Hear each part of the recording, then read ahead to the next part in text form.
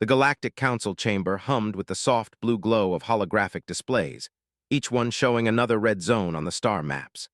Ambassador Zexai of the Valorian Empire adjusted his ceremonial armor, the ancient metals clicking softly as he leaned forward to address the assembly.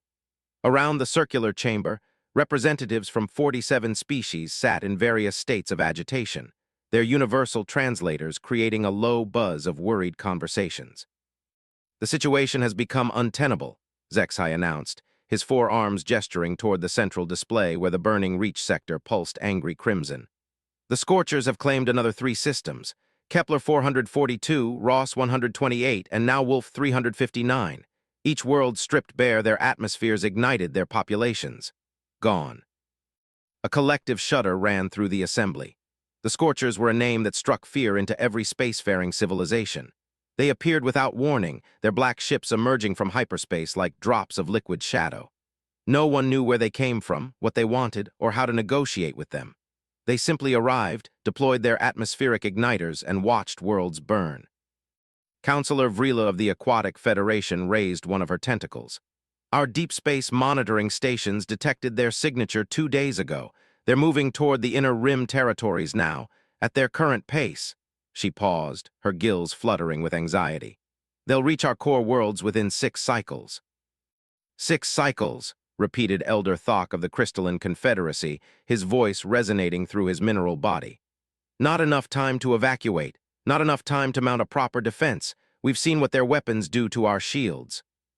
The chamber fell silent except for the soft whir of life support systems. Everyone present had witnessed the footage from Kepler 442. The Valorian Third Fleet, pride of their military, had engaged the Scorchers with everything they had. Plasma cannons, antimatter torpedoes, gravitational disruptors, weapons that could crack moons and shatter asteroids. The Scorcher ships had absorbed the attacks like sponges soaking up water, then retaliated with beams of pure entropy that had turned the Valorian vessels into expanding clouds of superheated gas. "Perhaps," ventured Ambassador Yithka of the Symbiotic Collective, "we should consider the old protocols, the deep archive files. There are references to other solutions." Several representatives shifted uncomfortably. The deep archives contained records from the first expansion, when the galaxy had been younger and more dangerous. Most species preferred not to discuss those times, when survival had required methods that modern civilization found distasteful. Zexai's mandibles clicked thoughtfully. "You speak of the faded legends." "I speak of practicality," Yithka replied, her bioluminescent patches flickering. "Every species here has them in their historical records. The old stories, the myths, the legends that our ancestors claimed were real. Warriors from the dark between stars, beings who fought without fear, who faced extinction and emerged victorious. We called them legends because we couldn't believe such creatures could exist." Elder Thok's crystalline form chimed softly. "My people have such records, the crystal wars of the deep past. When the void devourers came to consume our homeworld, creatures appeared from nowhere. They fought with weapons of metal and fire, with technologies we didn't understand. They turned the tide of a battle we had already lost." "The Aquatic Federation has similar accounts," added Vrila. "During the Great Drying, when the thermal cascade threatened to boil our oceans, strangers came from the void. They stopped the cascade with methods our science couldn't explain and vanished before we could thank them." Round the chamber, other representatives began to nod. The insectoid hives remembered the plague of mines, stopped by mysterious figures who seemed immune to psychic manipulation. The gas giant communes recalled the atmospheric thieves, defeated by warriors who fought in the crushing depths of their worlds without protection suits. The Photonic Collective had records of their light-based civilization being saved from the shadow absorbers by beings who wielded plasma like ancient swords. "These are just stories," protested Counselor Murtak of the Trader Guilds. "Legends passed down through generations, embellished with each telling. We cannot base military strategy on folklore." "Can we afford not to?" Zexai asked quietly. "Our combined fleets number in the thousands. Our technology represents the pinnacle of galactic achievement. Yet the Scorchers swept through our defenses like they were made of paper, if there's even a chance that these legends have a basis in reality." The chamber's central AI system chimed softly. "Accessing deep archive files by majority vote of present representatives. Warning, Some files are restricted under Protocol 7 of the Galactic Historical Preservation Act. Accessing will require unanimous consent. "What's Protocol 7? Asked a young representative from the Mineral Extraction Consortium. Elder Thock's form darkened. Information considered too dangerous for general dissemination. Knowledge that could destabilize current societal structures or cause mass panic. "Given our current situation," Zexai said grimly, "I think mass panic is the least of our concerns. I call for unanimous consent to access Protocol 7 files related to the faded legends." One by one, the representatives voted. Some hesitated, others moved quickly, but in the end, all 47 species agreed. The chamber's holographic displays shifted, showing new data streams marked with warning symbols. "Protocol 7 files accessed," the AI announced. "Compiling historical cross-references. Warning, information authenticity cannot be verified through standard galactic databases. Sources include myth, legend, oral tradition, and unverified historical accounts." The central display filled with images and text in dozens of different scripts and languages. Ancient pictographs showed bipedal figures fighting impossible odds. Crystalline memory matrices contained sensory data of battles that should have been lost. Aquatic song memories preserved the emotional resonance of salvation, snatched from defeat. But it was the consistent details that made several representatives gasp. The descriptions were too similar across too many species to be coincidental. Bipedal beings, roughly 2 meters tall. 5-digit manipulator appendages. Bilateral symmetry. Technology that seemed primitive yet devastatingly effective. And most importantly, a complete disregard for tactical wisdom, strategic retreat, or acceptable losses. "They called themselves by many names in our languages," the AI continued. "But there are consistent phonetic patterns. The most common approximation would be humans." "Humans," Counselor Vrila's gills fluttered rapidly. That's not a word in any modern galactic language." "Because they're extinct," Elder Thock said slowly. "Or at least, we assumed they were. The deep files suggest their homeworld was destroyed in some great catastrophe thousands of cycles ago. We classified them as a faded legend because we found no evidence of their continued existence." Zexai stood, packing to the center of the chamber. "But what if we were wrong? What if they survived? What if they're still out there?" "Even if they are," Murtak protested, "how would we find them? The galaxy is vast, and if they've remained hidden for millennia." "We start with the patterns," Yithka suggested. "Every legend mentions them appearing in times of desperate need. They don't seem to seek out conflicts, they respond to them. Perhaps they've been watching, waiting." "Watching for what?" "For someone to ask for help." The chamber fell silent again as the implications sank in. The Galactic Council had been formed on principles of unity, cooperation, and mutual aid. But those principles had been tested and found wanting against the Scorchers. Every defensive strategy had failed. Every tactical innovation had been countered. They were running out of options, out of time, and out of hope. "If these humans are real," Zexai said slowly, "if they're still alive somewhere in the galaxy, then we need to find them. Because according to these records, they have something we've lost." "What's that?" "The willingness to fight impossible battles and win them anyway." Ambassador Yithka's bioluminescent patches pulsed in the pattern her species used for deep thought. The old records mentioned specific locations where human encounters were most common. Border regions, frontier worlds, places where civilized space met the unknown. If they're still active, they might be found in such areas. "The rim territories," suggested Vrila. "The outer spiral arms where few of our people venture. It would be a logical place for a secretive species to establish settlements." Elder Thock projected a star map from his crystalline memory cores. "My people have trading posts in 17 systems along the galactic rim. Our merchants report strange encounters sometimes. Ships with unfamiliar configurations, energy signatures that don't match any known technology, transmissions in languages our computers cannot translate." "Could those be human ships?" "Unknown. Our traders are instructed not to interfere with unknown vessels, but they do file reports." Zexai turned to the chamber's AI system. "Cross-reference all reports of unknown vessels in rim territories with the historical patterns from Protocol 7 files. Look for technological signatures, behavioral patterns, anything that might indicate human presence." Processing, the AI responded. Cross-referencing 12,000 reports spanning 400 cycles, filtering for consistent anomalies. Analysis complete. 17 possible matches found. Probability of correlation ranges from 15 to 68%. Show us the highest probability match. The central display shifted to show a star system designation, Kepler 442b. A collective intake of breath swept through the chamber. That's the system the Scorchers just destroyed, Murtak said unnecessarily. Negative, the AI corrected. Kepler 442b is a planetary designation in the same star system, but orbiting a different star in the binary system. Kepler 442a was destroyed by Scorcher weapons. Kepler 442b remains intact. Zexai's armor clicked as his hands clenched. What made that location a high-probability match? Multiple reports over the past 2 cycles of unusual energy signatures near Kepler 442b. Descriptions include ships with primitive chemical exhaust systems, electromagnetic communication arrays, and visual spectrum navigation lights. Technology profile suggests a civilization approximately 300 to 500 cycles behind current galactic standards.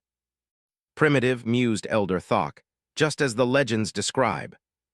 But effective, Yithka added. The legends always emphasize that their primitive technology was somehow more effective than our advanced systems. Counselor Vrila raised a tentacle. If humans are real, and if they're still in the Kepler 442 system, then they just watched the Scorchers destroy the neighboring world. They would have seen what we're facing. Which means they might be prepared to help, Zexai concluded. Or they might be preparing to run. We need to reach them before they disappear again. Assuming they don't simply attack us on sight, Murtak warned. If they've been in hiding for millennia, they might not welcome unexpected visitors. We'll have to take that risk, Zexai decided. But we won't go unprepared. We need an envoy who can speak for all our species, someone who can present our case clearly and negotiate for assistance. I volunteer, said a new voice from the chamber's entrance. All heads turned to see Fleet Commander Crickster of the Valorian Navy, his battle-scarred armor telling the story of his recent encounter with the Scorchers. I've faced their weapons. I've seen what they can do. If these humans are our only hope, then I'll find them. Zexai studied his old friend's expression. Crickster had lost his entire fleet at Kepler 442a, watching thousands of his crew members die in the space of minutes. The weight of that failure showed in every line of his weathered features. This isn't about redemption, old friend, Zexai said gently. No, Crickster agreed. It's about survival. The Scorchers are coming for all of us, our colonies, our homeworlds, our children.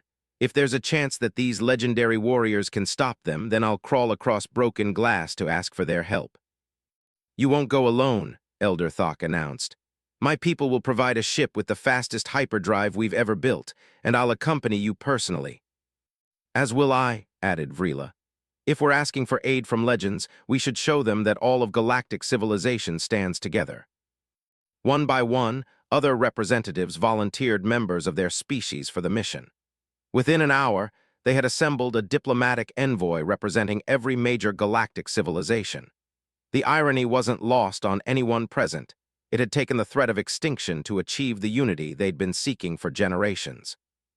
As the council session ended and representatives began making preparations for the desperate mission, Zexai found himself staring at the holographic display showing the Scorchers' projected path. Red zones marked their advance across the galaxy, an inexorable tide of destruction that seemed unstoppable. Behind them lay only dead worlds and cooling ash. But somewhere in the outer rim, in a forgotten system where legends might still walk among the stars, there was hope. It was a slender hope, built on ancient stories and desperate faith, but it was all they had. The fated legends were about to be tested once more, and this time, the fate of an entire galaxy hung in the balance. 3 days later, the fastest ship in galactic civilization departed from the Council's central station. Its destination was a system where impossibilities might still be possible, where myths might bleed into reality, and where the last desperate gamble of 47 species would either find salvation or die trying. The ship's name, chosen by unanimous vote of the diplomatic envoy, was painted on its hull in 47 different scripts. Last Hope. And in the dark between the stars, Instruments already detected the approaching shadows of the Scorcher fleet, moving inexorably toward the heart of civilized space. Time was running out, but somewhere ahead, in a system where the impossible had happened before, legends waited to be awakened once more. The last hope dropped out of hyperspace at the edge of the Kepler 442 system with all the grace of a falling brick. Emergency klaxons immediately began blaring as the ship's advanced sensors struggled to process the electromagnetic chaos surrounding them. Commander Crichton rushed to the bridge, his Valorian reflexes already calculating defensive positions even as his mind tried to understand what they were seeing. "Report," he barked, settling into the command chair as streams of data cascaded across the tactical displays. "Multiple energy signatures," replied Lieutenant Zekshi, her aquatic Federation tentacles dancing across the sensor controls. "I count. By the depths, I count over 300 discrete sources. Ships, orbital platforms, defensive installations. The entire system is militarized." Elder Thok's crystalline form chimed with surprise. "The energy signatures are highly irregular. I'm detecting chemical propulsion, nuclear fission reactors, electromagnetic field generators, and something else. Something I've never seen before." "Define something else," Crichton demanded. "Energy patterns that suggest controlled fusion reactions, but not in any configuration our databases recognize. The containment fields appear to be generated by magnetic bottles. Primitive by our standards, but somehow more stable than our own antimatter systems."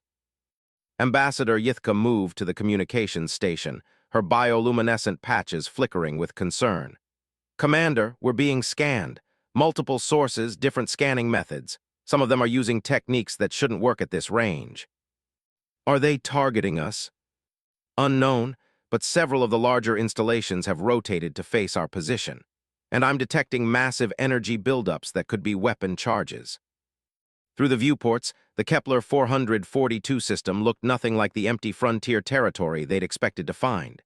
Instead, they saw a constellation of lights scattered throughout the system. Space stations orbited the planets in complex patterns. Asteroid belts had been converted into mining operations and defensive platforms, and everywhere, ships moved with purposeful precision, following flight paths that spoke of military discipline and constant vigilance. "Sir," reported the navigation officer, "I'm detecting debris in the outer system. Recent debris. Ship fragments, metal composites, energy residue. It appears there was a battle here within the last few days." Crichton felt his heart skip a beat. "Scorcher debris." "Unknown composition, sir, but the energy signatures match nothing in our databases. These fragments contain materials I've never seen before. Metals that shouldn't be stable, energy patterns that violate several fundamental laws of physics." "By the void," whispered Elder Thok. "They fought them. Someone actually fought the Scorchers." Before Crichton could respond, the communications board erupted with incoming signals. Dozens of transmission channels opened simultaneously, carrying voices in a language none of their translation systems could identify. The universal translators, marvels of galactic technology that could interpret any known language in real time, simply produced static. "I can't understand them," Yithka reported, "but the emotional undertones are clear. Suspicion, caution, and something else. Determination, hostility. It's difficult to interpret without linguistic context." "Are they threatening us?" "I don't think so. Multiple ships are moving to intercept our position, but they're maintaining defensive formations rather than attack patterns. It's more like a security escort." The tactical display updated as more ships became visible. They were unlike anything in the galactic databases. Sleek and angular, built with clean lines that prioritized function over aesthetics. Their hulls appeared to be constructed from a metallic composite that absorbed and reflected sensor scans in ways that made accurate readings impossible. "Visual contact with lead vessel," reported the sensor operator, displaying on main screen. The image that appeared made several diplomatic envoy members gasp. The ship approaching them was massive, easily the size of a galactic dreadnought, but its design was completely alien to their experience. No flowing curves, no artistic flourishes, no symbolic decorations. It was pure military engineering built for one purpose: war. But it was the markings on the hull that confirmed their wildest hopes and fears. Painted in stark white letters across the dark metal were symbols that the computer eventually translated. Terran Confederation, Navy, TCS Defiance. Terran, breathed Ambassador Yithka. The linguistic root patterns match the historical references to humans. Elder Thok's crystalline form brightened with excitement. We found them. By the ancient songs, we actually found them. Or they found us, Crickster corrected grimly. 6 more ships have moved into flanking positions if they decide we're a threat. Incoming transmission, Yithka announced. Same language as before, but this one's being broadcast on standard galactic emergency frequencies. They know about our communications protocols. Put it through. The voice that emerged from the speakers was harsh, clipped, and carried an undertone of barely controlled aggression. The universal translators struggled with the syntax, but managed to produce a rough approximation. Unknown vessel, this is Admiral Sarah Chen of the Terran Confederation Navy. You are entering a restricted military zone during active combat operations. State your identity and purpose, or prepare to be escorted out of the system. Crickster exchanged glances with his diplomatic colleagues. The voice belonged to someone clearly accustomed to being obeyed without question. This was a military commander in the middle of a war zone, not the mythical benefactor they'd hoped to find. He activated the communication system. Admiral Chen, this is Fleet Commander Crickster of the Galactic Council Diplomatic Envoy. We come seeking audience with the leaders of the Terran Confederation. We have urgent matters to discuss regarding a threat to all galactic civilization. The response came back immediately with noticeably improved translation quality. Galactic Council, our databases have no record of any Galactic Council. Are you associated with the hegemony? Negative. We represent 47 independent species united in mutual defense against an existential threat. We believe you have encountered this threat recently. A long pause followed, filled with the electronic whisper of encrypted communications passing between the Terran ships. Finally, Admiral Chen's voice returned. Commander Crickster, you and a small diplomatic party will transfer to the TCS Defiance for preliminary discussions. Any aggressive action will result in the immediate destruction of your vessel. Do you accept these terms? Crickster looked around the bridge. Every face reflected the same mixture of hope and terror. They had found the legendary humans, but these weren't the benevolent saviors from the old stories.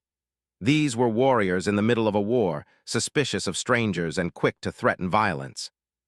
We accept your terms, Admiral. Preparing diplomatic shuttle for transfer. 20 minutes later, Crickster found himself standing in the docking bay of a human warship, surrounded by the most intimidating military force he'd ever encountered. The bay itself was a marvel of functional design, with every surface serving multiple purposes. Maintenance equipment hung from retractable ceiling mounts.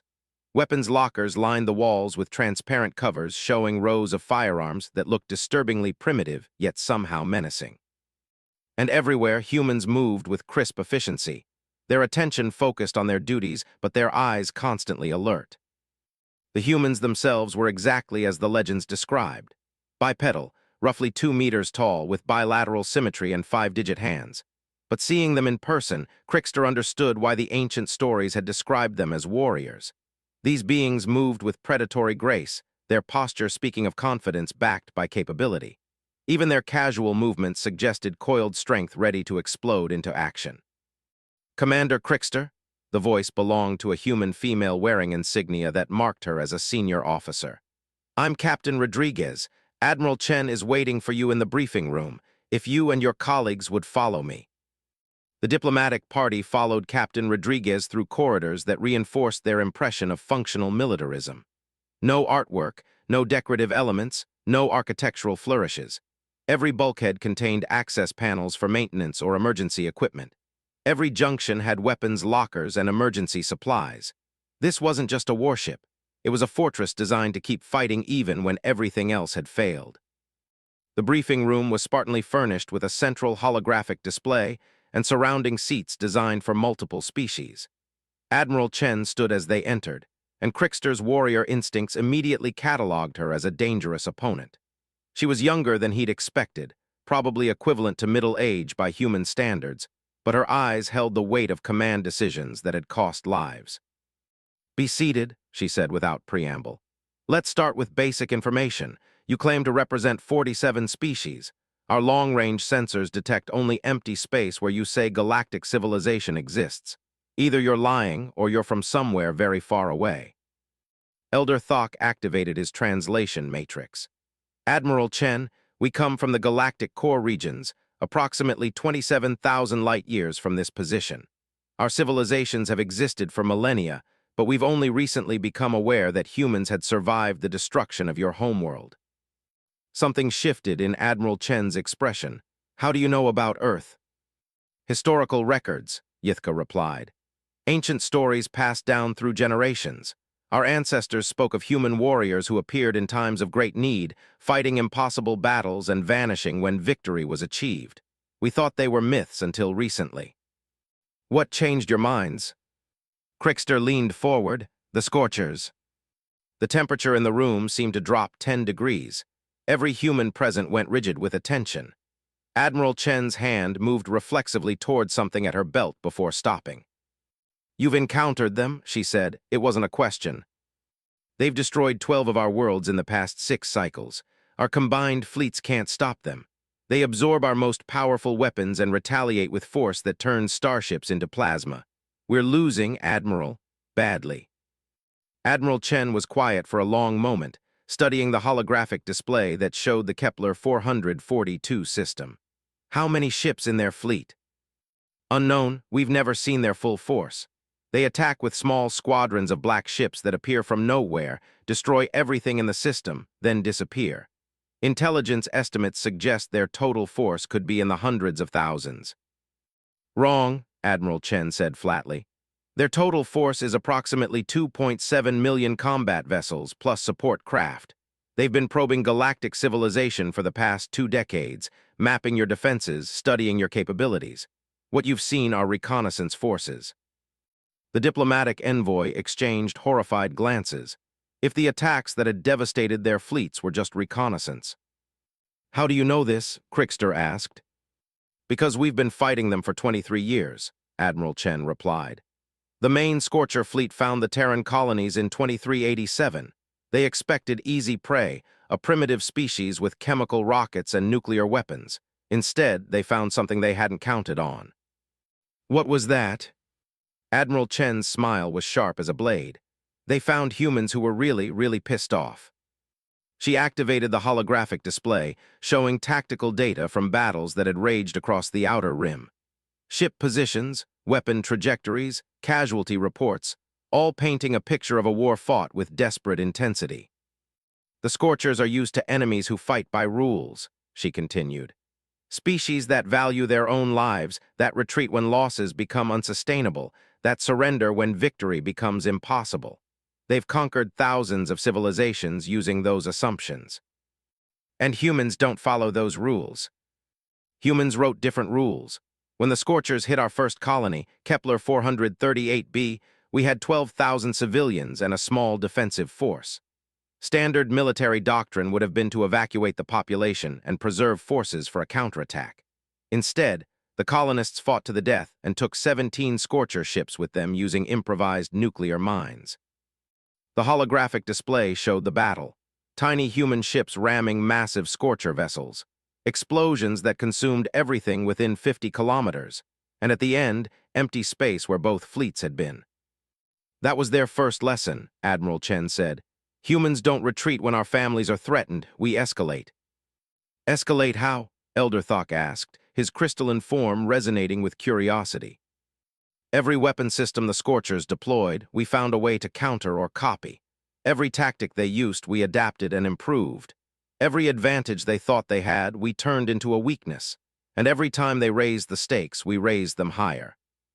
Captain Rodriguez took over the briefing, her voice carrying a mixture of pride and grim determination. Year 3 of the war, they started using atmospheric igniters to deny us habitable worlds. We responded by developing portable atmosphere processors that could restore a planet's biosphere in 6 months.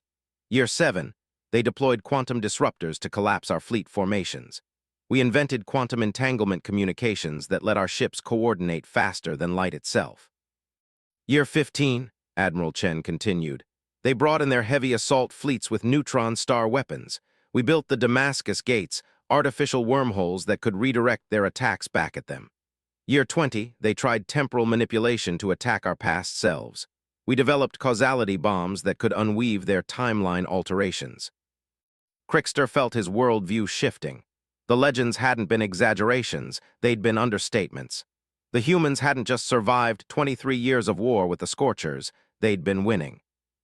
But if you're so successful, Vrila asked, why haven't you eliminated the Scorcher threat entirely?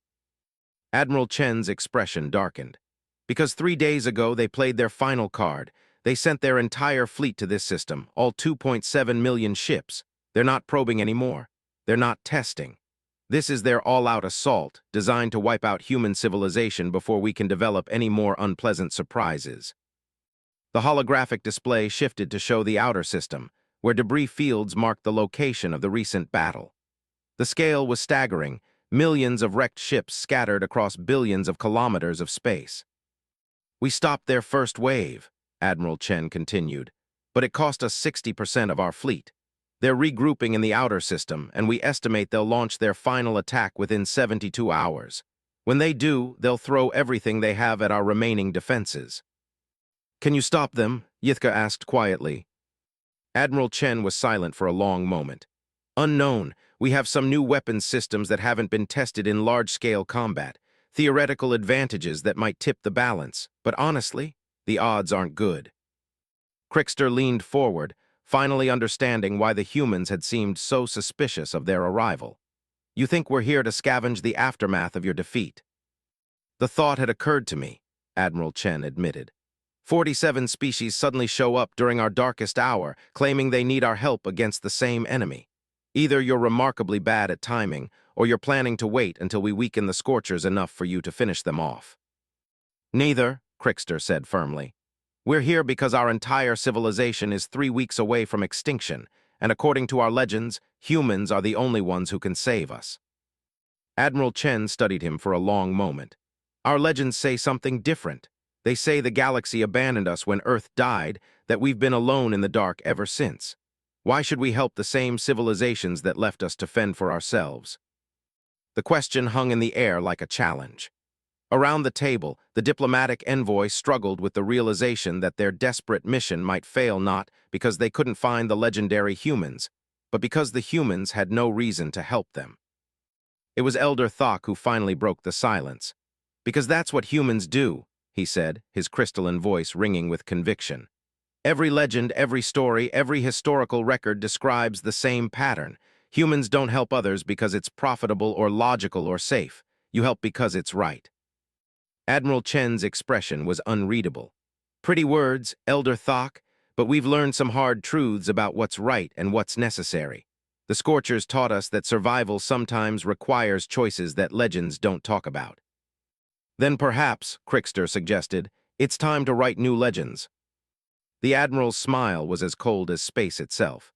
Commander, if we survive the next 72 hours, we'll be happy to discuss writing any legends you want. But first, we have a war to win. The War Council aboard the TCS Defiance resembled no military briefing that Commander Crickster had ever witnessed. Human officers stood around holographic displays that showed tactical information in 3 dimensions, their voices sharp and clipped as they debated strategies that would have been considered suicide by any sane military academy. Admiral Chen presided over the chaos with the calm efficiency of someone who had learned to find order in impossible situations. Scorcher Fleet Composition Analysis, reported a tactical officer whose nameplate read Commander Park. Primary assault groups have consolidated into 7 major formations. Total vessel count, 2.6 million, down from our pre-battle estimate. They've positioned heavy bombardment platforms in the outer system and are using the gas giant's gravity well to accelerate projectile weapons. Estimated time to optimal attack position, Admiral Chen asked. 61 hours, 17 minutes. They're being cautious, probably expecting us to deploy more causality bombs. Do we have more causality bombs? Negative. The temporal resonance cascade from the last deployment burned out our quantum processors. Engineering estimates 7 days minimum to rebuild them. Admiral Chen nodded grimly. What about the Damascus gates? Captain Rodriguez stepped forward, her expression troubled. We've got 3 gates operational, but the Scorchers have adapted. They're using quantum scramblers to disrupt our targeting systems. We can still redirect their attacks, but not with enough precision to guarantee hits on their main fleet. Crickster found himself fascinated by the casual way the humans discussed weapons that violated fundamental laws of physics. Causality bombs, temporal resonance cascades. These were technologies that galactic civilization couldn't even theorize, yet the humans spoke of them as standard military hardware. "Sir," interrupted a new voice from the communications station, "we're receiving transmissions from the Scorcher command ship. They're demanding our surrender." "What are their terms?" "Immediate cessation of hostilities, evacuation of all human colonies, and surrender of all military assets. In exchange, they offer to limit population reduction to 95%. The temperature in the room seemed to drop.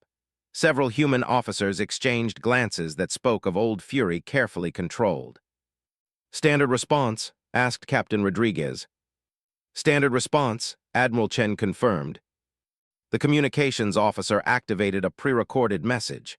A single human word, spoken with quiet venom, transmitted back toward the Scorcher fleet. Crickster didn't need a translation to understand its meaning. "That was diplomatic," Elder Thok observed. "Diplomacy is the art of saying, 'Nice doggy,' while you look for a big stick," Admiral Chen replied. "We've been looking for bigger sticks for 23 years. Ambassador Yithka leaned forward, her bioluminescent patches pulsing with curiosity. "Admiral, your technologies seem far beyond what our historical records suggest. How did you advance so rapidly?" "Necessity," Admiral Chen answered bluntly. "When someone's trying to exterminate your species, you either innovate or die. We chose innovation." She activated a new display showing the human territories. Instead of the primitive frontier colonies they'd expected to find, the diplomatic envoy saw a vast network of industrial complexes, research stations, and defensive installations scattered across dozens of star systems. "When the war started," Admiral Chen continued, "we had 12 colonies and maybe 3 million people total. The Scorchers expected to finish us off in a few months. Instead, they gave us a reason to become something they never expected." "Which was?"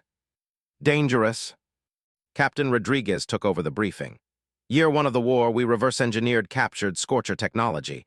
Year 2, we improved it. Year 3, we invented things they'd never seen before. Year 5, we were developing weapons that made them retreat. Year 10, they stopped sending small fleets and started bringing armies. And now we've reached the point where they've decided the only way to defeat us is to throw everything they have at us in one massive assault. They're right. If they take out our industrial base and research facilities, we can't replace what we lose." Crickster studied the tactical displays showing the Scorcher fleet positions. "Your defensive strategy." "We call it the Thermopylae Protocol," Admiral Chen replied with a slight smile.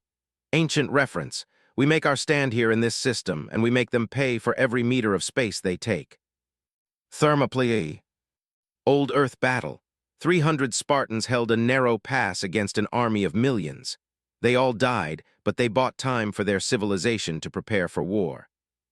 "That's not exactly encouraging," Vrila pointed out. "The encouraging part is that we're not planning to die," Captain Rodriguez added. "We've got some surprises the Scorchers haven't seen yet." Admiral Chen activated another display showing what appeared to be a massive construction project in the inner system.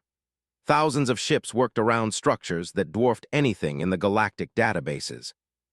"Project Prometheus," she announced. 37 hours of construction time remaining. If we can hold the line until it's complete, we might actually win this thing." "What is it?" asked Elder Thok.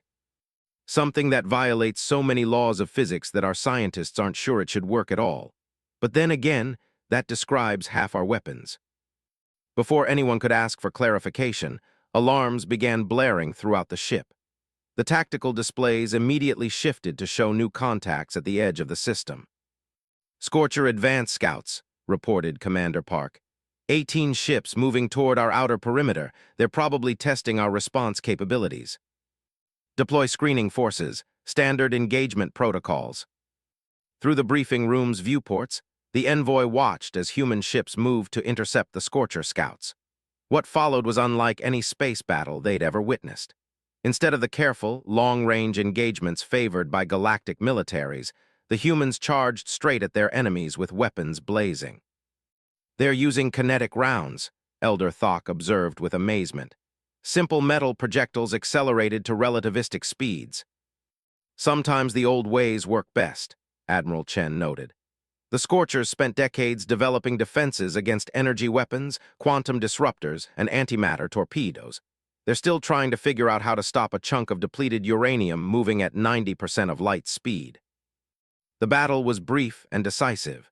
Human ships swarmed the Scorcher scouts, accepting damage that would have crippled galactic vessels while delivering devastating close-range attacks. When the engagement ended, all 18 Scorcher ships had been destroyed at the cost of 3 human vessels. "Acceptable exchange ratio," Admiral Chen noted clinically. "At that rate, we'll run out of ships in about 40 hours, but the Scorchers will learn to be more cautious, which buys us time." Crickster realized he was witnessing something unprecedented in galactic history. A military force that calculated victory not in terms of acceptable losses, but in terms of maximum damage to the enemy regardless of cost to themselves. "Admiral," he said carefully, "our forces could assist in the defense of this system. We have over 300 ships with us." "What class of vessels?" "Dreadnoughts, battle cruisers, assault carriers, the finest ships in the galactic fleet." Admiral Chen studied the tactical data that appeared on her personal display. "Commander Crickster, I appreciate the offer, but your ships aren't designed for the kind of war we're fighting. Your dreadnoughts are optimized for long-range engagements with minimal casualties. Our tactics require close-quarters combat with total commitment to the objective." "We're willing to adapt our tactics." "Are you willing to watch your ships get destroyed for strategic advantage? Are you prepared to ram a damaged vessel into an enemy formation if it gives your allies a better firing position? Can you order your crews to continue fighting even when retreat would save their lives?" The questions hung in the air like challenges. Around the table, the diplomatic envoy struggled with concepts that went against everything their military training had taught them. It was Ambassador Yithka who finally spoke. "Admiral, our species have survived for millennia by being reasonable, by avoiding unnecessary risks, by preserving our forces for future battles. What you're describing sounds like madness." "From your perspective, it probably is madness," Admiral Chen agreed. "But the Scorchers have forced us to redefine what's necessary. When someone threatens your home, your family, your entire species, reasonable responses become inadequate." "Then teach us," Elder Thok said suddenly. "Show us how to fight like humans." Admiral Chen looked surprised. "You're serious?"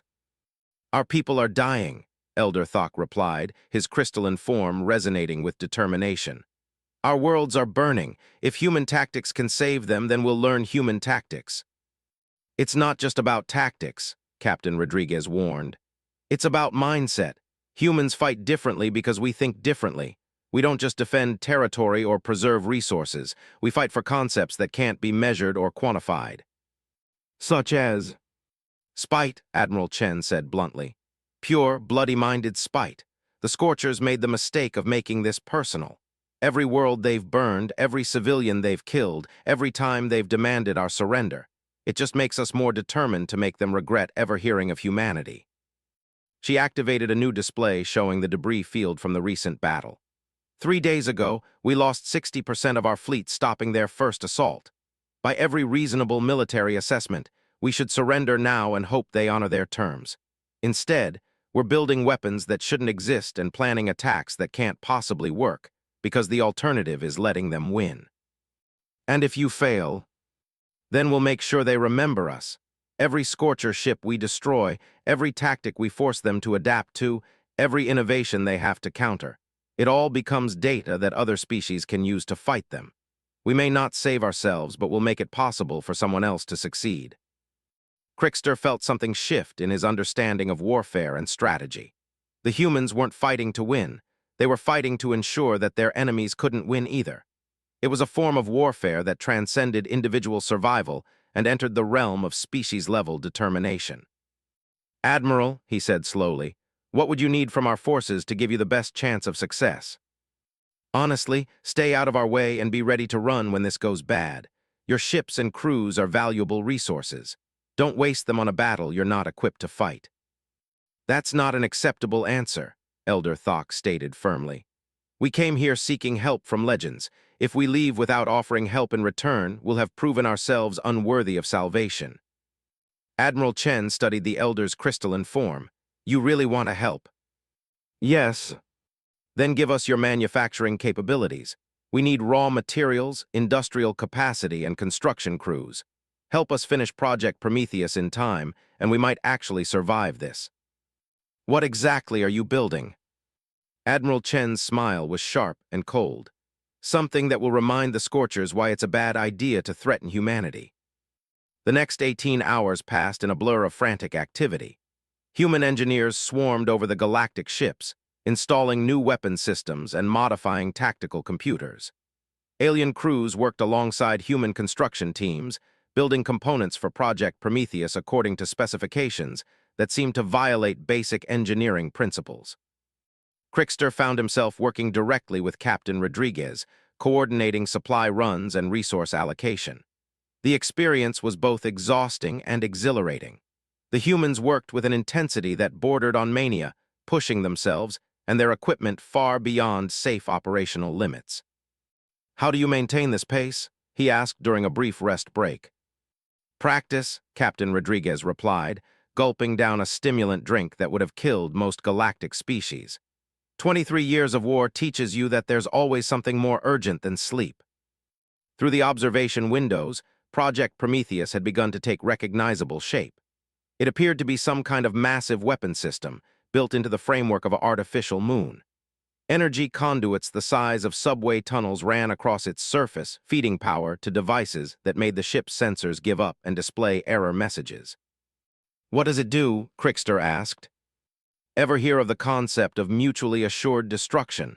Captain Rodriguez replied. Prometheus takes that concept and extends it to the galactic level. I'm not sure I understand. You will, everyone will. The Scorchers wanted to escalate this war to total extinction. We're going to show them what that actually looks like.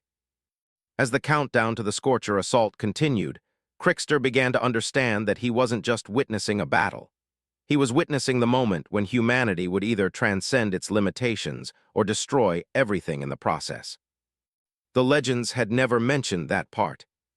The final assault began exactly as Admiral Chen had predicted, with the Scorchers demonstrating why they had conquered most of a galaxy. Commander Crickster watched from the TCS Defiance's battle bridge as sensor readings transformed the tactical display into a nightmare of red contacts. The Scorcher fleet emerged from hyperspace in perfect formation, their black ships arranging themselves into attack patterns that spoke of ruthless efficiency. 2.6 million vessels moving as a single organism, directed by a collective intelligence that had refined the art of planetary extinction. Phase 1 deployment complete, reported Commander Park, his voice professionally calm despite the impossible odds they faced. Scorcher heavy bombardment platforms are targeting our orbital installations. Estimate 12 minutes until they achieve optimal firing positions.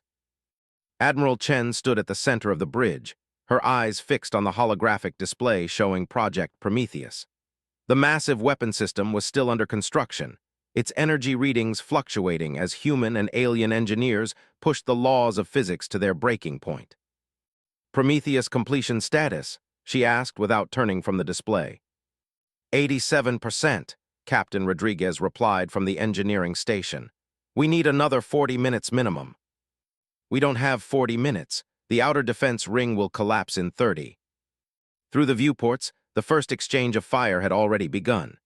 Human ships charged toward the Scorcher formation with their characteristic disregard for tactical wisdom, their weapons blazing defiance against impossible odds.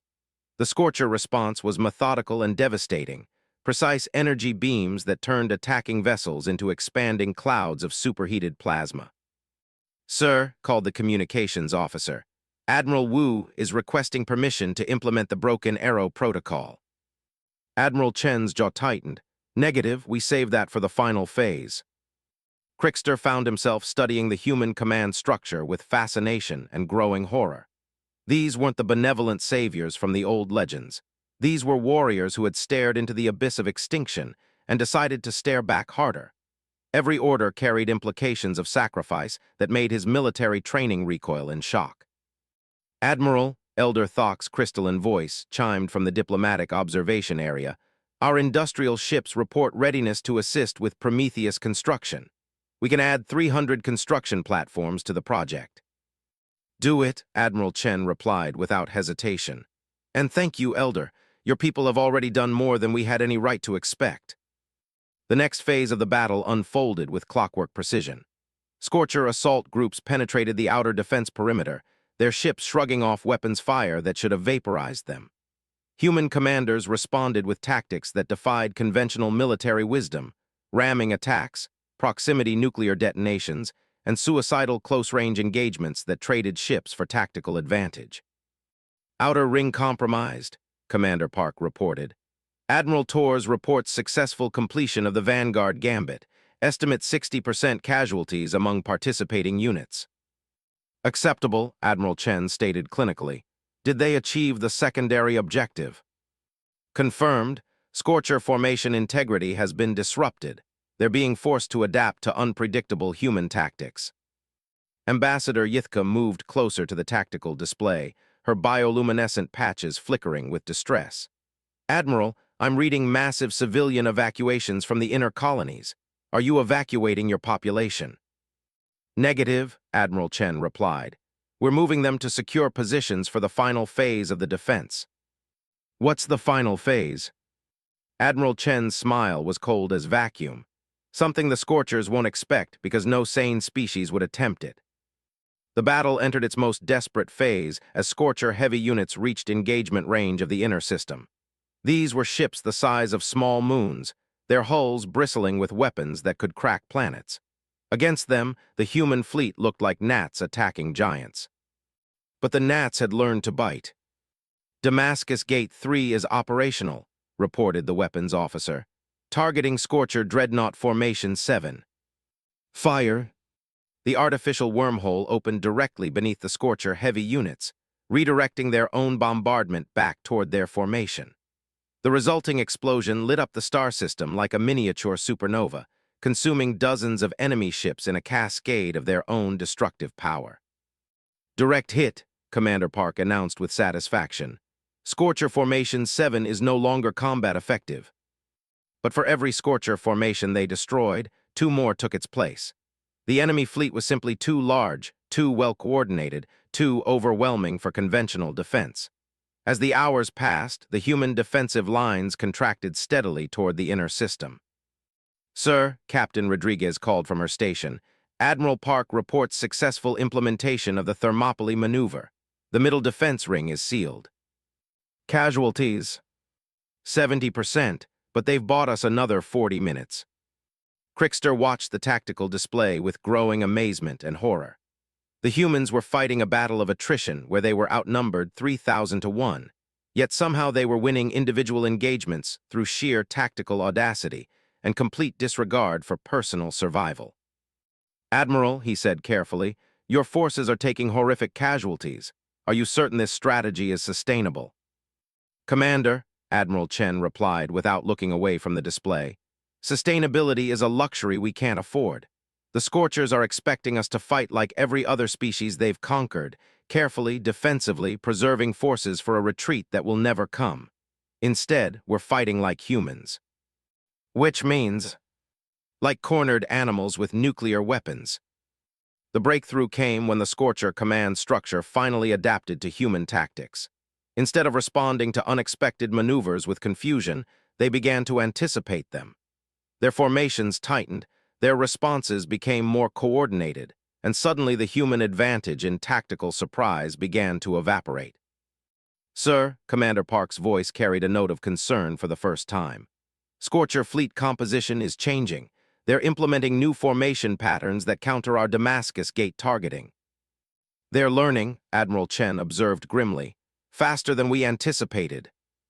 "Inner defense perimeter is under direct assault," reported the tactical officer. "Admiral Singh requests permission to implement the Samson Protocol." Admiral Chen hesitated. "How many ships?" "His entire task force, 340 vessels." "Granted, Tell Admiral Singh that humanity will remember his sacrifice. Through the viewports, they watched as an entire human fleet formation accelerated toward the largest Scorcher ship, a command vessel the size of a space station. The humans didn't fire weapons or attempt to disable their target. They simply flew straight at it, their ships accelerating past safe velocities, their hulls glowing white-hot from atmospheric friction. The impact was visible from 50 million kilometers away. Scorcher Superdreadnought designation Omega-7 has been eliminated, Commander Park announced quietly. No survivors from Admiral Singh's task force. Around the bridge, human officers observed a moment of silence for their fallen comrades, then immediately returned to their duties.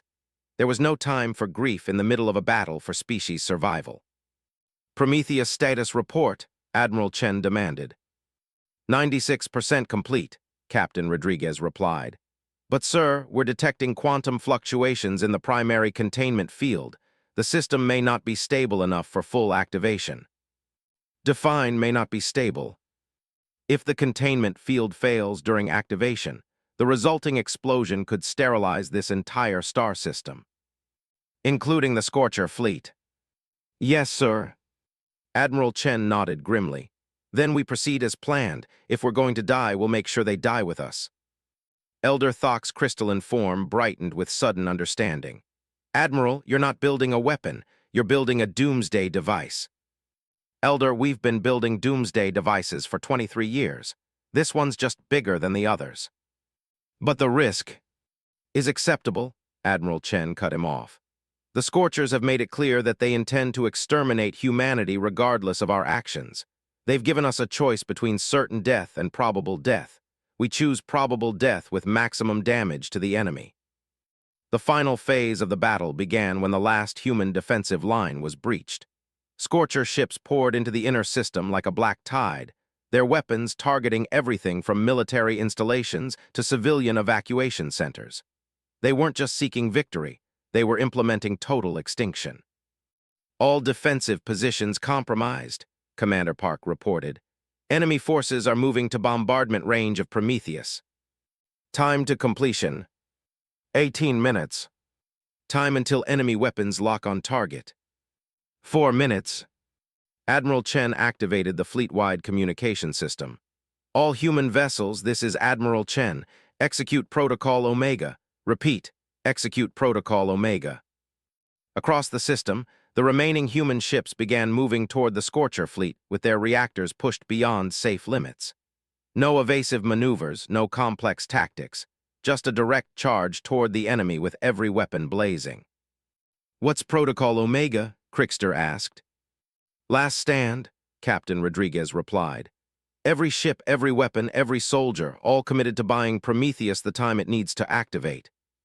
The battle became a massacre as human ships threw themselves against the Scorcher formations. Ships exploded in brilliant flowers of nuclear fire. Weapons discharged until their power cores overloaded. Crews continued fighting even as their vessels disintegrated around them. And through it all, Project Prometheus continued its construction, its massive frame beginning to emit an energy signature that made reality itself seem to vibrate. Sir, the communications officer called out, we're receiving a transmission from the Scorcher command ship. On speaker, the voice that emerged from the communication system was electronically synthesized, but carried undertones of what might have been alien emotion.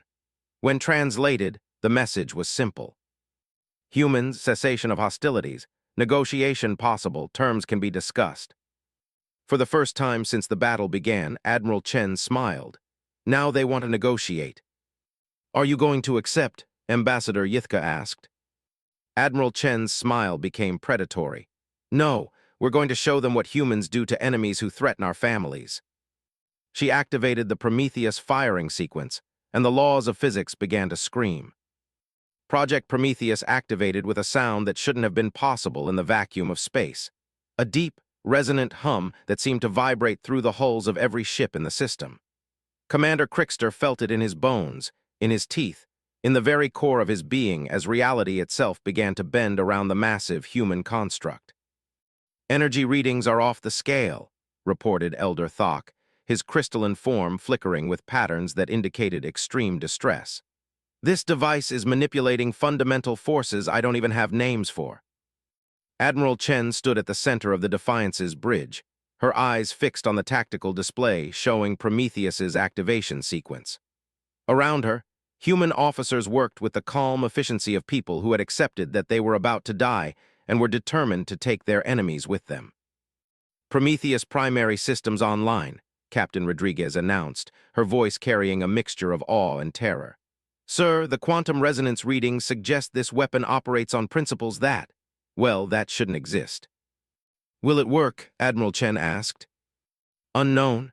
Theoretical models predict a 67% probability of complete success, 22% probability of partial success, and 11% probability of catastrophic failure resulting in system-wide extinction.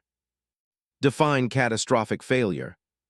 The weapon tears a hole in space-time that expands until it consumes everything within a 50 light-year radius.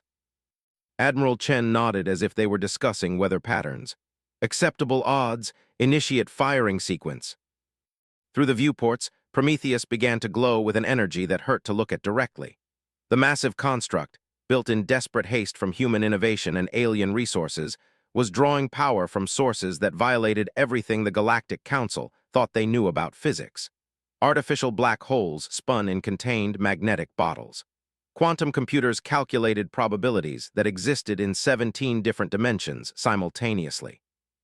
And at the heart of it all, something that human scientists called a reality anchor held the laws of physics steady while the weapon prepared to violate them.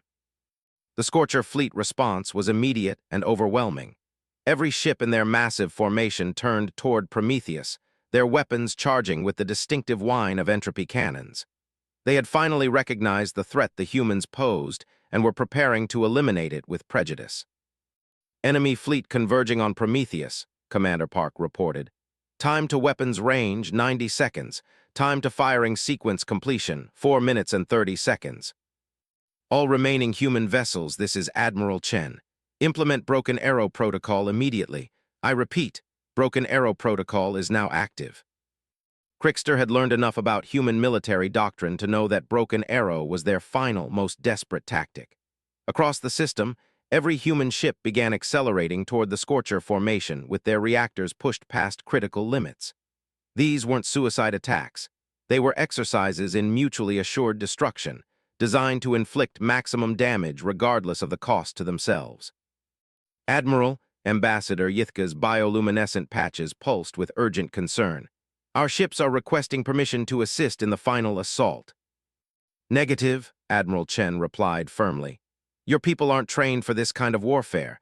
You'll just get yourselves killed without meaningfully affecting the outcome. Then what should we do?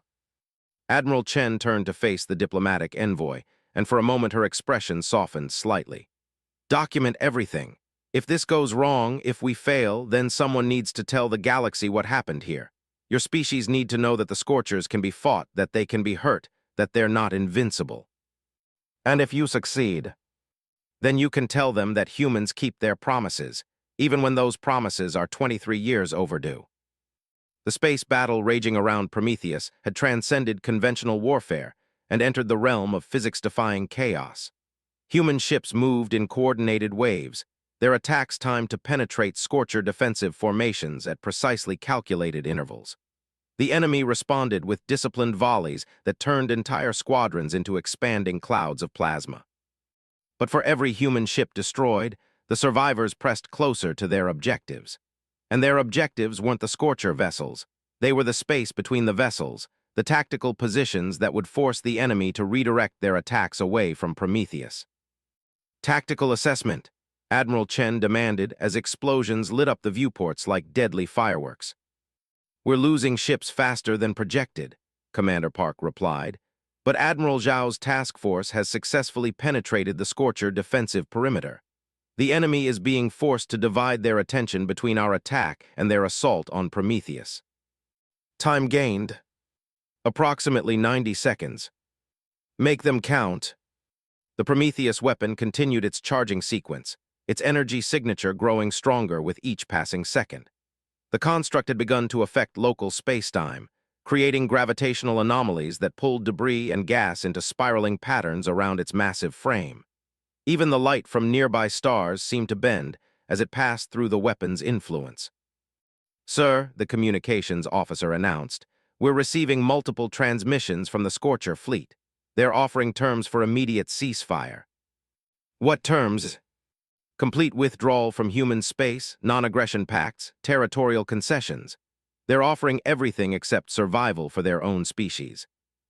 Admiral Chen's laugh was sharp and bitter. Now they understand what they're facing. Tell them their terms are rejected. Humanity doesn't negotiate with genocidal aliens. The Scorcher response was swift and decisive.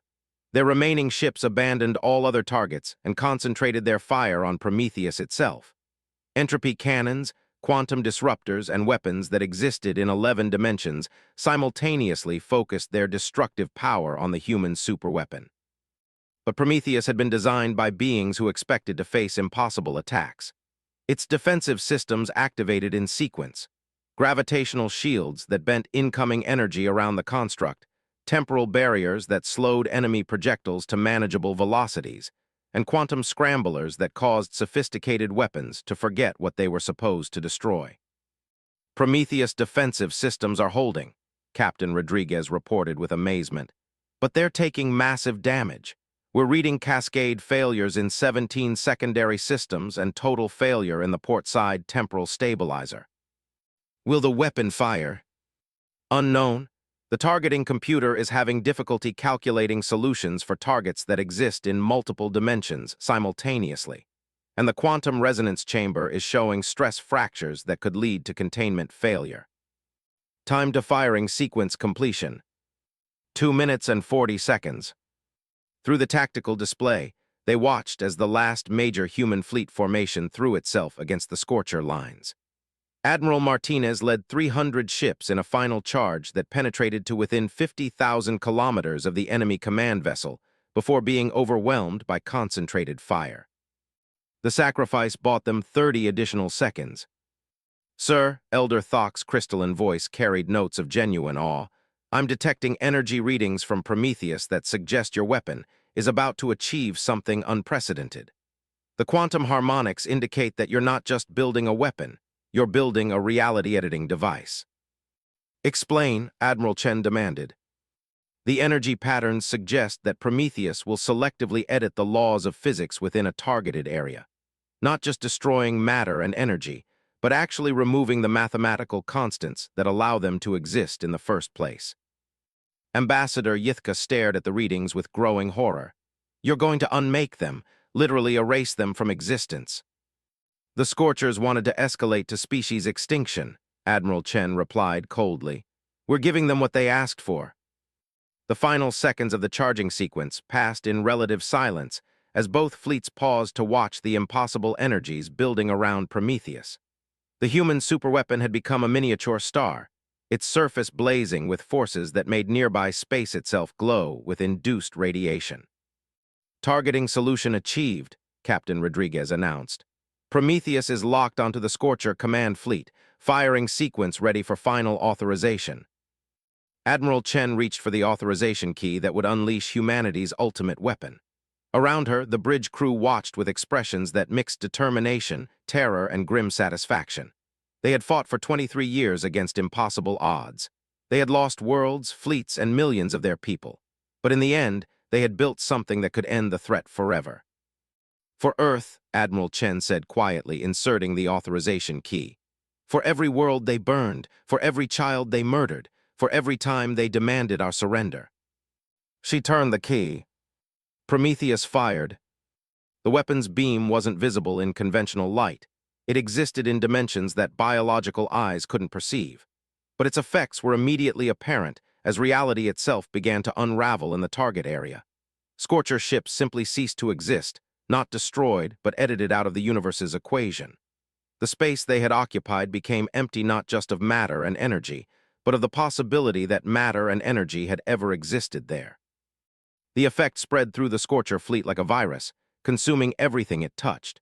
Ships, stations, and entire formations vanished as the laws of physics forgot they had ever been real. The enemy's desperate attempts to retreat or counterattack failed as their vessels discovered that they no longer possessed the mathematical foundation necessary for existence. In 17 minutes, 2.6 million Scorcher ships became a fading memory that the universe was already beginning to forget. Target elimination complete, Commander Park reported in a voice filled with awe. Scorcher fleet no longer exists. Sir, they're not just destroyed. According to our sensors, they were never here at all. Admiral Chen slumped in her command chair, the weight of 23 years of war finally settling on her shoulders. Around the bridge, human officers sat in stunned silence as they realized they had actually won, not just the battle, but the entire war. Sir, Captain Rodriguez asked quietly, what are your orders? Admiral Chen was quiet for a long moment, staring at the tactical display that now showed empty space where the galaxy's greatest threat had once existed. Stand down from general quarters, begin search and rescue operations for survivors, and send a message to all human colonies. The war is over. We won. Commander Crickster found his voice first among the galactic representatives. Admiral, what you've accomplished here. It's beyond anything our civilizations thought possible. The Scorchers have terrorized the galaxy for centuries. You've eliminated an existential threat that we couldn't even comprehend how to fight. We did what we had to do, Admiral Chen replied simply. Nothing more, nothing less. But now what happens? Ambassador Yithka asked. The galaxy knows that humans exist, that you possess weapons that can edit reality itself. That knowledge will change everything. Admiral Chen stood and walked to the viewport, gazing out at the debris field where human ships had made their final stands. That depends on what kind of galaxy we want to build, she said finally. We can return to our isolation, watching from the shadows while other species struggle with their own problems, or we can do something different. What kind of different? The kind where species help each other not because it's profitable or logical, but because it's right. The kind where the strong protect the weak instead of exploiting them. The kind where legends become reality and stay that way. Elder Thok's crystalline form chimed with harmonics that indicated deep thought. The Galactic Council could offer humanity full membership, equal representation in all major decisions. Your people would have a voice in shaping galactic civilization. And in return, humanity becomes the galaxy's protector, Crickster said, understanding finally dawning. The species that other civilizations call when they face threats they can't handle alone. The ones who step into the fire when everyone else steps back. Admiral Chen smiled for the first time since the battle began. You know, Commander, that actually sounds like something humans would be good at. Over the following months, as the galaxy learned that the Scorcher threat had been eliminated forever, the legends began to change. No longer were humans spoken of as mysterious saviors who appeared in times of need and vanished when the crisis passed. Instead, they became known as the species that kept their word, honored their commitments, and never backed down from a fight worth fighting. The Galactic Council established new protocols for requesting human assistance, procedures designed to ensure that their interventions were requested by legitimate governments facing genuine existential threats.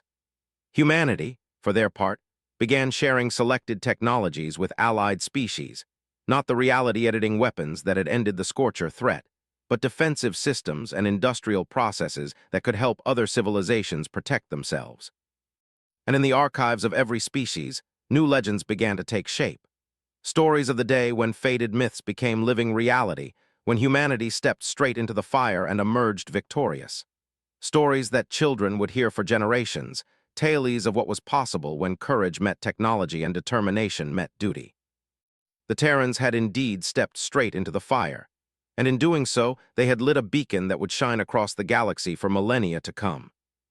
Commander Crickster, now serving as the first galactic liaison to the Terran Confederation, often found himself standing on the observation deck of Terra Nova Station, watching human ships patrol the trade routes that connected dozens of species in peaceful commerce. The irony wasn't lost on him that the galaxy's most feared warriors had become its most trusted peacekeepers. But then again, he reflected, that was what legends did. They became whatever the galaxy needed them to be. And humanity had always been very, very good at being legendary.